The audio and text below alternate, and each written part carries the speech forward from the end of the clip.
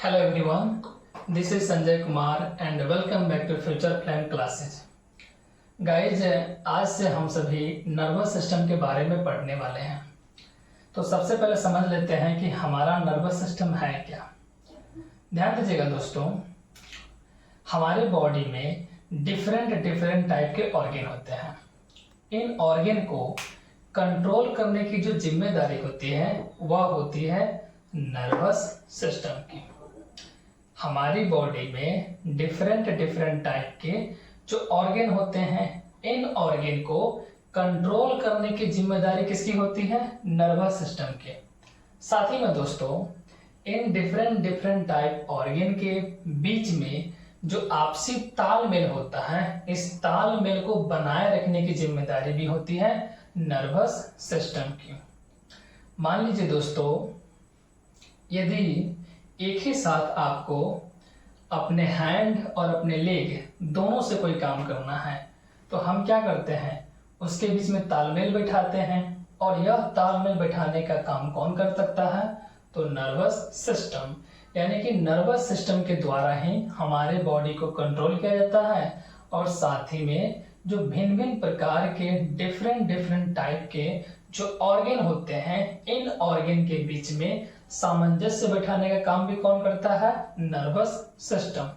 यानी कि हम कह सकते हैं हमारी बॉडी में ऑर्गन को कंट्रोल और कोऑर्डिनेशन करने का काम कौन करता है? तो नर्वस सिस्टम। यानी कि दोस्तों, कंट्रोल एंड कोऑर्डिनेशन इसकी जिम्मेदारी किसकी है? देखिए दोस्तों, हमारी बॉडी में कंट्रोल एंड कोऑर्डिनेशन की जिम्मेदारी किसकी है? तो नर्वस सिस्टम की है। ध्यान दीजिएगा दोस्तों, कंट्रोल एंड कोऑर्डिनेशन जो होता है हमारे बॉडी के अंतर्गत दो तरीकों से होता है। इन ह्यूमन बॉडी कितने तरीकों से होता है दोस्तों? दो तरीकों से होता है। पहला तरीका है नर्वस सिस्टम के द्वारा, जबकि दोस्तों दूसरा तरीका है एंडोक्राइन सिस्टम के द्वारा।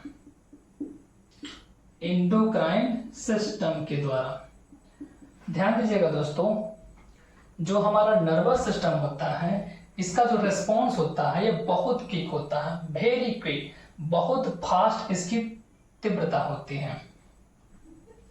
यानी कि जो नर्वस सिस्टम होता है वेरी क्विक होता है, ये बहुत ही जल्दी रिस्पॉन्स देता है। नर्वस सिस्टम के द्वारा जो भी हमें मैसेज मिलता है ऑर्गन को, ये क्या होता है? बहुत जल्दी क्या होता है? क्विक होता है। इसके साथ में नर्वस सिस्टम जो होता है यह काम करता है थ्रू न्यूरॉन। यह कैसे काम करता है दोस्तों? तो थ्रू न्यूरॉन्स। हमारी बॉडी में कई सारे न्यूरॉन्स हैं, लगभग मिलियंस की संख्या में। तो न्यूरॉन्स के द्वारा ही नर्वस सिस्टम काम करता है। अगर हम बात करते हैं एंडोक्राइन सिस्टम के बारे में, तो एंडोक्राइन सिस्टम के द्वारा जो भी ऑर्गन को मैसेज प्राप्त होते हैं, या कह सकते हैं ऑर्गन के द्वारा जो मैसेज हैं हमारे सेंट्रल नर्वस सिस्टम को प्राप्त होते हैं, ये बहुत ही स्लो होते हैं, वेरी स्लो। सिंपली कह सकते हैं इसकी जो प्रतिक्रिया होती है वो स्लो होती है। स्लो होने के साथ साथ दोस्तों, एंडोक्राइन सिस्टम में जो रिस्पॉन्स मिलता है वह मिलता है हार्मोन्स के द्वारा। एंडोक्राइन सिस्टम में हमारे बॉडी के डिफरेंट ऑर्गन जो रिस्पॉन्स देते हैं वह किसके कारण देते हैं? हार्मोन्स के द्वारा, यानी कि थ्रू हार्मोन्स। एक बार ध्यान देते हैं इधर दोस्तों, कंट्रोल एंड कोऑर्डिनेशन की जिम्मेदारी हमारी बॉडी में यह दिया गया है नर्वस सिस्टम को। यानी कि कंट्रोल एंड कोऑर्डिनेशन होता है दो तरीकों से, नर्वस सिस्टम और एंडोक्राइन सिस्टम के द्वारा। नर्वस सिस्टम जो होता है इसकी जो रिस्पॉन्स होता है बहुत ही क्विक होता है, वेरी क्विक। जबकि ये कार्य कैसे करता है? तो न्यूरॉन्स के द्वारा। अगर हम बात करते हैं एंडोक्राइन सिस्टम के बारे में, तो यह जो इसका जो रिस्पॉन्स होता है बहुत स्लो होता है और यह काम करता है हार्मोन्स के द्वारा। दोस्तों आप सभी इसका स्क्रीनशॉट ले लीजिए, फिर हम इस पर चर्चा करते हैं।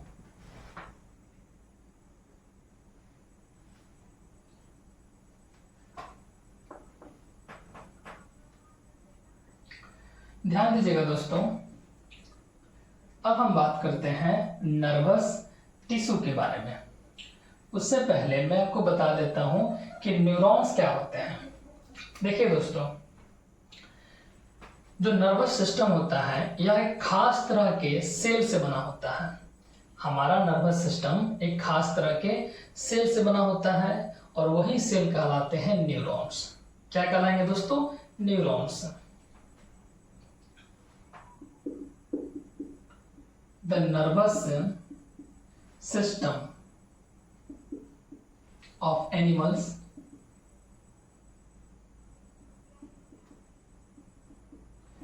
nervous system of animals are composed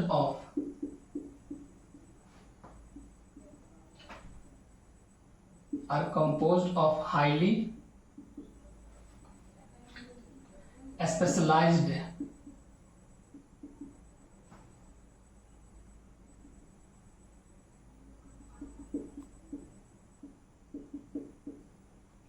देखिए दोस्तों, the nervous system of animals are composed of highly specialized cells called neurons and neurons. ध्यान दीजिएगा दोस्तों, हमारा जो नर्वस सिस्टम होता है एक खास तरह के सेल से बना होता है और इस सेल को हम क्या कहते हैं? तो न्यूरॉन्स कहते हैं। क्या कहते हैं दोस्तों? न्यूरॉन्स।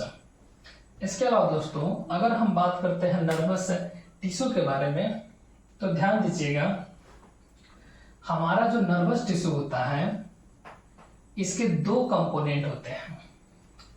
नर्वस टिश्यू कितने कंपोनेंट होते हैं दोस्तों? दो कंपोनेंट होते हैं। पहला कंपोनेंट का नाम है न्यूरॉन्स, जबकि दूसरा कंपोनेंट का नाम है न्यूरोग्लिया। क्या नाम है दोस्तों? न्यूरोग्लिया। अब यह जो न्यूरॉन्स होते हैं यह हम नर्वस सिस्टम का स्ट्रक्चरल और फंक्शनल यूनिट होते हैं। स्ट्रक्चरल एंड फंक्शनल यूनिट होते हैं।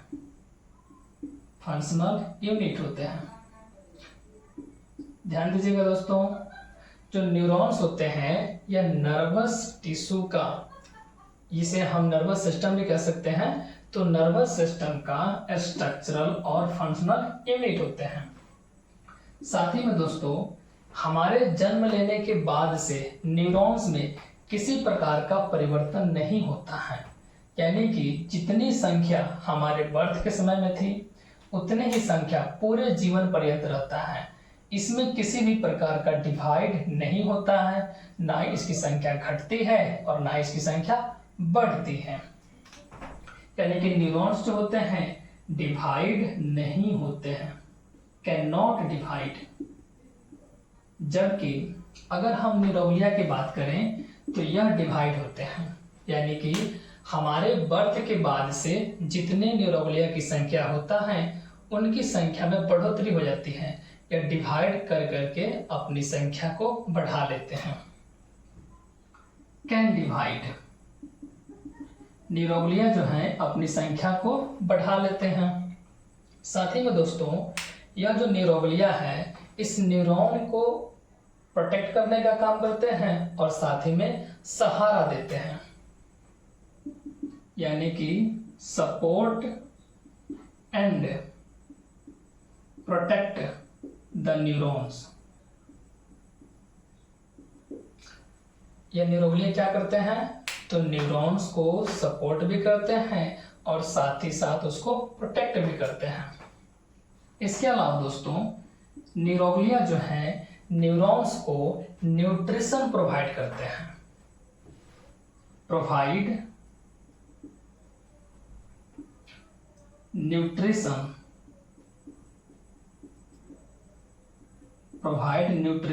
To the neurons. देखिए दोस्तों, न्यूरोग्लिया का क्या काम है? तो न्यूरॉन्स को न्यूट्रिशन प्रोवाइड करना। इसके अलावा दोस्तों, अगर न्यूरोग्लिया जो है पागलों की तरह डिवाइड होना शुरू हो जाए, न्यूरोग्लिया पागलों की तरह डिवाइड होना शुरू हो जाए, यानी कि अनकंट्रोल्ड तरीके से इनमें डिवीजन होना शुरू हो जाए, तो उस केस में ब्रेन ट्यूमर हो जाता है।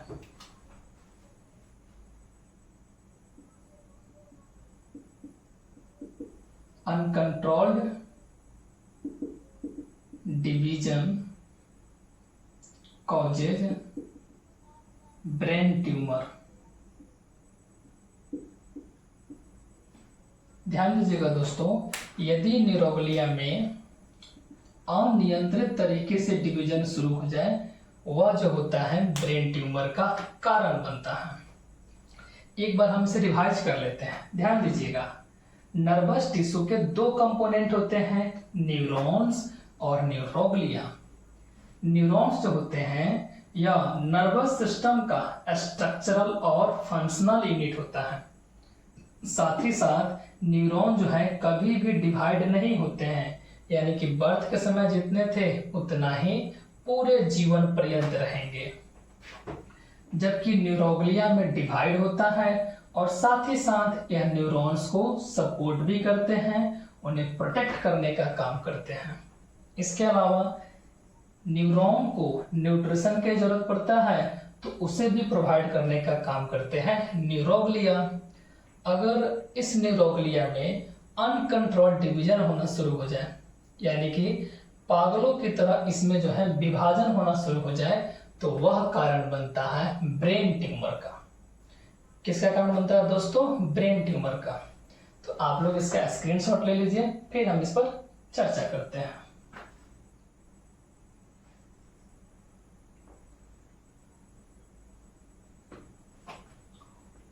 ध्यान दीजिएगा दोस्तों,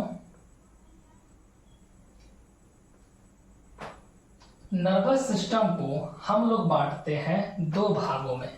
नर्वस सिस्टम को कितने भागों में बांटते हैं? दो भागों में। एक होता है हमारा सेंट्रल नर्वस सिस्टम। क्या होता है दोस्तों? Central nervous system. जबकि दूसरा होता है peripheral nervous system. Peripheral nervous system. ध्यान दीजिएगा दोस्तों, यह जो सेंट्रल नर्वस सिस्टम है, हम लोग इसमें स्टडी करते हैं ब्रेन के बारे में और साथ साथ स्पाइनल कॉर्ड के बारे में। तो सेंट्रल नर्वस सिस्टम में स्टडी किया जाता है ब्रेन के बारे में और साथ ही साथ दोस्तों स्पाइनल कॉर्ड के बारे में। अब यहां ध्यान दीजिएगा, पेरिफेरल नर्वस सिस्टम को भी हम लोग डिवाइड करते हैं दो भागों में। कितने भागों में दोस्तों? दो भागों में, यानी कि सोमैटिक नर्वस सिस्टम और साथ ही साथ autonomic nervous system. Autonomic nervous system.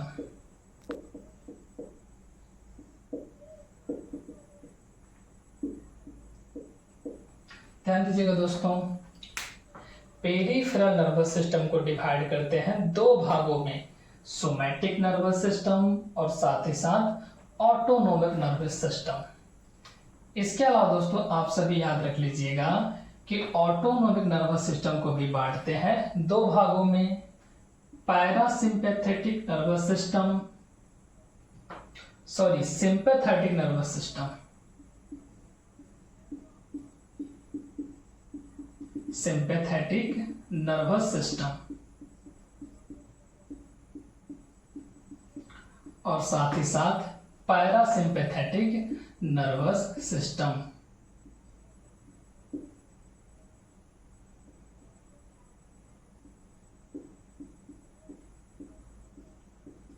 Parasympathetic nervous system.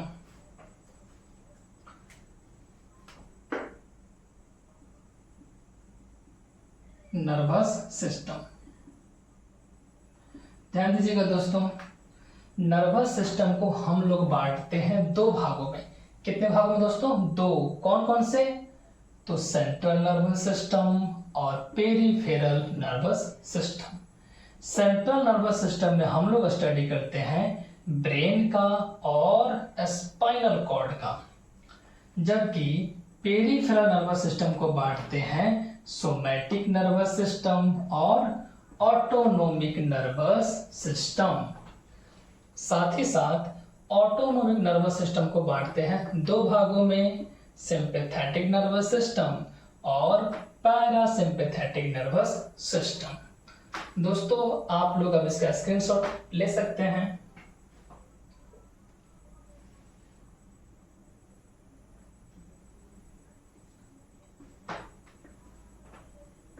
ध्यान दीजिएगा दोस्तों, अभी आपसे हम बताए हैं कि सेंट्रल नर्वस सिस्टम में स्टडी किया जाता है ब्रेन का और साथ ही में स्पाइनल कॉर्ड का, लेकिन पेरिफेरल नर्वस सिस्टम में हम लोग स्टडी करते हैं न्यूरॉन्स के बारे में, यानी कि जितने भी न्यूरॉन्स होते हैं उन सारे न्यूरॉन्स का स्टडी जो है हम लोग करते हैं पेरिफेरल नर्वस सिस्टम में।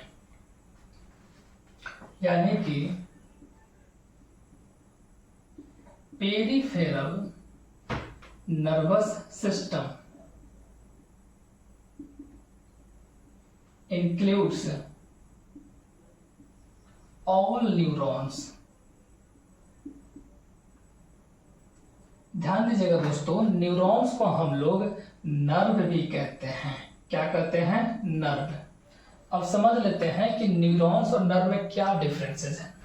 अगर हम एक न्यूरॉन की बात करें, किसकी बात करें? एक न्यूरॉन की, तो वह क्या कहलाएगा? न्यूरॉन। लेकिन अगर बहुत सारे न्यूरॉन जो है एक बंडल में होंगे तो उसे हम कहेंगे नर्व। क्या कहेंगे? नर्व। यानी कि अगर हम सिंपली कहते हैं न्यूरॉन, तो न्यूरॉन का क्या मतलब है? केवल एक तंत्रिका तंत्र। लेकिन जब हम न्यूरॉन्स कहते हैं तो इसका मतलब है न्यूरॉन का एक बंडल। न्यूरॉन का एक बंडल। न्यूरॉन्स को हम लोग नर्व भी कह सकते हैं। नर्व का भी वही मतलब होता है, न्यूरॉन्स का बंडल। तो आप सभी इसे भी याद रख सकते हैं। अब ध्यान दीजिएगा, जो पेरिफेरल नर्वस सिस्टम होता है इसके अंतर्गत जो है सारे के सारे न्यूरॉन चले जाते हैं।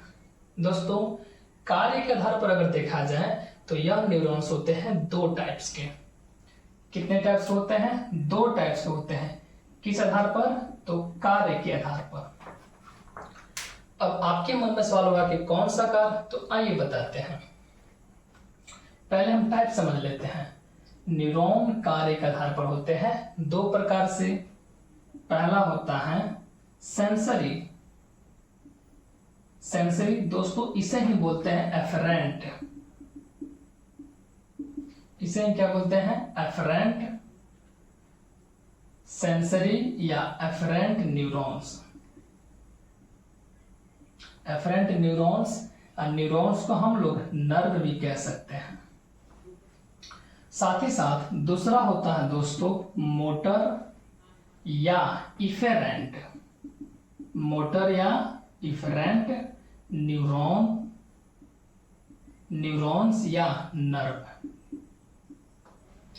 ध्यान दीजिएगा दोस्तों, अगर हम कार्य के आधार पर न्यूरॉन्स को विभाजित करें यानी कि उनके पार्ट्स में बांटें, तो न्यूरॉन होते हैं दो प्रकार से। कौन कौन? तो सेंसरी या इसी को बोलते हैं एफरेंट न्यूरॉन्स, और न्यूरॉन्स को हम लोग नर्व भी कह सकते हैं। जबकि दूसरा होता है मोटर या इफरेंट न्यूरॉन्स, और न्यूरॉन्स को क्या कह सकते हैं? नर्व। अब ध्यान दीजिएगा दोस्तों, हमारे बॉडी में 5 होते हैं सेंस ऑर्गन। कितने होते हैं? 5 सेंस ऑर्गन। नोज हो गए, ईयर हो गया, आई हो गया, टंग हो गया और साथ ही साथ स्किन हो गया। तो सेंस ऑर्गन से किसी प्रकार का यदि मैसेज प्राप्त हो रहा है, कोई इंपल्स प्राप्त हो रहा है, कोई इंफॉर्मेशन प्राप्त हो रहा है, तो उस मैसेज को सेंट्रल नर्वस सिस्टम के पास भेजने का काम करता है सेंसरी या एफरेंट न्यूरॉन्स।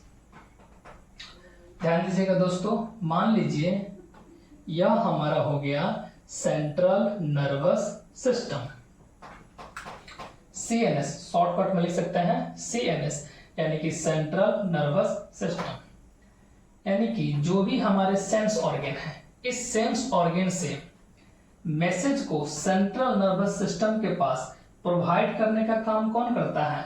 तो sensory neurons. Clear?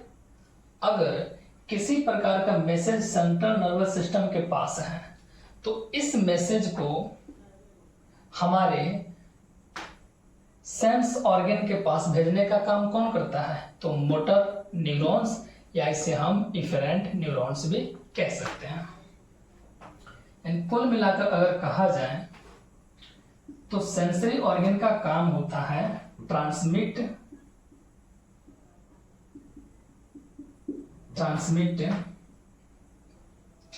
Impulses. Impulses का क्या मतलब हुआ दोस्तों? इम्पल्सेज का मतलब हुआ मैसेज कह सकते हैं और साथ ही में इंफॉर्मेशन कह सकते हैं। तो ट्रांसमिट इम्पल्सेज और इंफॉर्मेशन, ट्रांसमिट इम्पल्सेज और इंफॉर्मेशन फ्रॉम, कहां से कहां तक? तो sense organ to central nervous system. तो सेंसरी नर्व का क्या काम है? तो हमारे जितने भी सेंस ऑर्गन हैं, सेंस ऑर्गन कौन कौन से हैं? तो हमारे टंग हो गए, हमारे नोज हो गए, हमारे आई हो गए, हमारे ईयर हो गए और हमारे स्किन हो गए। इनके द्वारा यदि कोई भी सूचना मिलता है, कोई भी मैसेज मिलता है, कोई भी इम्पल्स मिलता है, तो उस इम्पल्स या मैसेज को सेंट्रल नर्वस सिस्टम के पास भेजने का काम कौन करता है? तो सेंसरी या एफरेंट न्यूरॉन्स, या इसे नर्व भी कह सकते हैं। अब यहां ध्यान दीजिएगा दोस्तों, अब इसी के जस्ट अपोजिट काम कौन करता है? तो मोटर या इफरेंट न्यूरॉन्स। यानी कि अगर कोई सूचना सेंट्रल नर्वस सिस्टम के पास में है तो इसे सेंस ऑर्गन के पास भेजने का काम कौन करेगा? तो मोटर या इफरेंट न्यूरॉन्स, इसे हम नर्व भी कह सकते हैं। यानी ये क्या काम करते हैं? तो ट्रांसमिट इम्पल्सेज। दोस्तों, इम्पल्सेज के बदले हम मैसेज भी लिख सकते हैं, यानी कि ट्रांसमिट इम्पल्सेज और message from central nervous system to sense organ. यानी कि हमारे बॉडी में, यानी बॉडी के अंतर्गत सेंट्रल नर्वस सिस्टम के पास कोई मैसेज है और उस मैसेज को सेंस ऑर्गन को पहुंचाना है, तो इसकी जिम्मेदारी कौन उठाता है? मोटर या इफरेंट न्यूरॉन्स।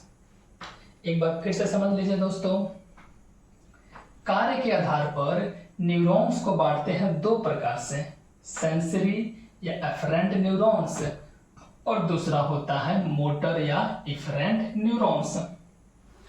अब हमारे जो सेंस ऑर्गन होते हैं, इन सेंस ऑर्गन से सेंट्रल नर्वस सिस्टम के पास सूचनाओं को भेजने की जिम्मेदारी किसकी होती है?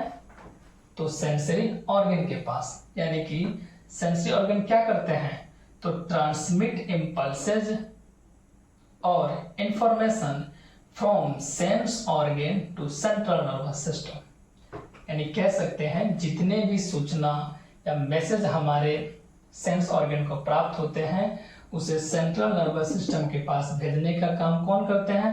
Sensory organ. जबकि इसके बिल्कुल अपोजिट, यानी कि सेंस ऑर्गन के पास यदि कोई सूचना है तो इस सूचना को हमारे सेंस ऑर्गन के पास भेजने का काम कौन करता है? मोटर या एफरेंट न्यूरॉन्स।